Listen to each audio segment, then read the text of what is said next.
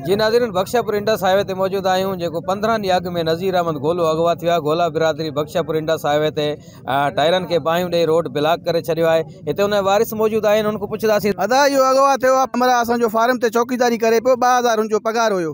गरीब मिसकिन हुयो, रेड़ो हलाईंदो, रश्को हलाईंदो, उहो सॼो ॾींहुं मज़दूरी कंदो, राति जो चौकीदारी करे पंहिंजा बचा पाले पियो। त राति जो धाड़ेल अची हुनखे खणी विया आहिनि। असां बख्शियापुर SHO DSP खे ऐं घणनि खे मिनता कयासीं, मेड़ा कयासीं, लेकिन असांजो कंहिं बि न ॿुधो आहे। इहो SHO बख्शियापुर DSP इन्हनि असांखे दिलासन में 15 ॾींहं गुज़ारे छॾिया आहिनि। अॼु ॾियूं था, सुभाणे ॾियूं था, हे कीधो कुझु बि न कयूं। असां बेवस मजबूर थी पुरअमन तरीक़े सां अची हिते रोड बंदि कयो आहे। असांजो अपील आहे आला ऑफिसरनि खे, SP खे, IG खे, DIG खे, मुरादली शाह साहब खे, असांजो हमरा जल्द खां जल्द बाज़ाब करायो वञे। असां ॾींहं जो बि रोज़ी नथा करे सघूं साईं, छा कयूं असां गरीब माण्हू। हे ॾींहुं ॾिठे खणी था वञनि। कल्ह न टियों ॾींहुं असांजो छोकिरे जी काॾे फायरिंग थी आहे, ॾींहुं ॾिठे फायरिंग थी आहे। गवर्नमेंट आहे न, असां कयूं त कयूं छा। गरीब माण्हू न रोज़ी करे सघूं था, न ॻाल्हि न पंध। बदअमनी एॾी थी वई आहे साईं, एॾी थी वई आहे जो इंतहाई।